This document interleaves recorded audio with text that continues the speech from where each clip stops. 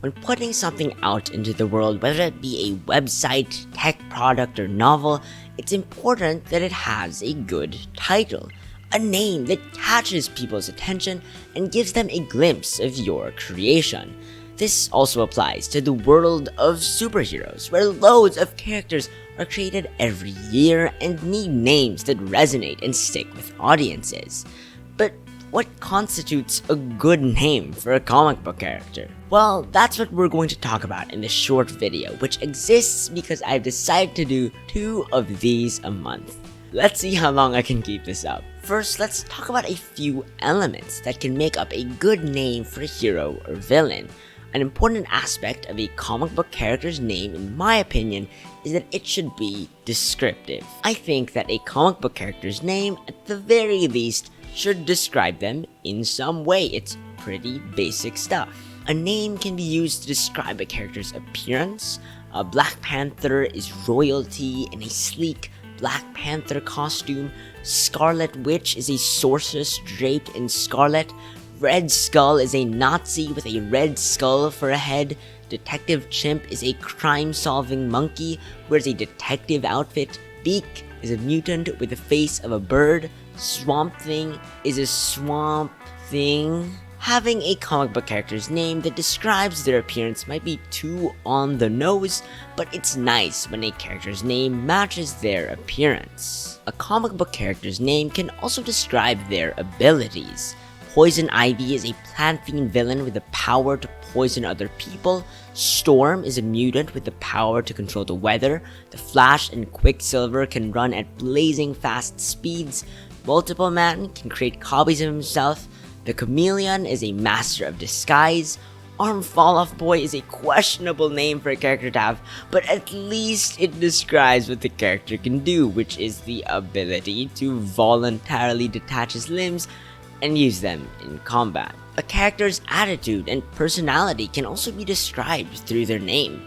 Names like Squirrel Girl, Howard the Duck, Mr. Mixes Petalik, El Guapo, and my favorite, Mr. Sensitive, might not suit edgy individuals that strike terror into the hearts of man, but for characters intended to star in nonsensical and wacky stories, they're perfect. Now let's move on to another cool element of some superhero names, one that is less about the meaning of the name itself and more on its pronunciation and spelling. Number 2.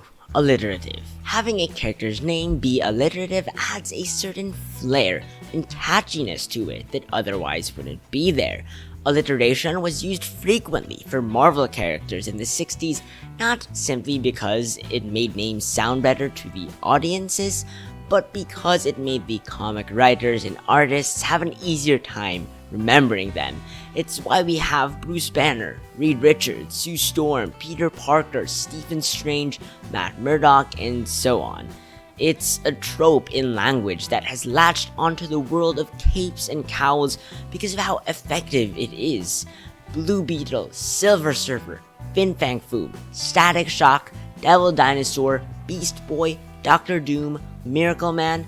Some of these names may sound campy, but they sound right, if you know what I mean. Alliteration may just be a surface level aesthetic element that these names possess, but you can't deny how effective it is in making names look visually appealing and giving a rhythmic quality to words that makes them fun and engaging to hear and pronounce. I think a great name should be more than just sensible and catchy though. It's also important for a comic book character's name to stand out. Number 3. Distinctive. I think it's important for a comic book character's name to be distinct. You can have characters named after one-word dictionary words like Damage, Echo, Vision, or Thor, if you think they would become popular enough to claim said word in the public consciousness. But if you want them to be easily identifiable and searchable, it is best if they possess a unique name. It doesn't have to be as descriptive and lengthy as Negasonic Teenage Warhead or Beta Ray Bill, but I think having your character's name be distinct on some level would help them stand out. An example of this would be MODOK, which is a foreign-sounding but easily pronounceable two-syllable word. It also is an acronym that means mental organism designed only for killing, which adds a layer of depth to the name as well. Onomatopoeia is a pretty obscure Green Arrow villain, but he has one of the coolest names in comics. Onomatopoeia is a major part of comics, a way for a sound's nature and intensity to be represented on the printed page. So having this serial killer named Onomatopoeia who mimics the sounds objects make around him fits the world of comics perfectly. Elektra Natrios, the skilled assassin who is a major part of the Daredevil comics, has such a cool and unique name that everyone just calls her Elektra, and that's more than enough to be memorable. Now we've talked about 3 things that can contribute to a good superhero name. But what if I told you that none of this really matters? Okay, let me stop you right there. An interesting, catchy, and unique name can enhance a character's appeal. It's nice if a new superhero, supervillain, or civilian has a cool name to go alongside them. But a character doesn't need a clever name in order to resonate with audiences, especially in the beginning, since names can be altered and changed down the line anyway. Lucas Cage, a prominent figure in the Marvel Universe who is currently the mayor of New York City, has switched between being called Power Man and Luke Cage over the decades, depending on which creative team handles him.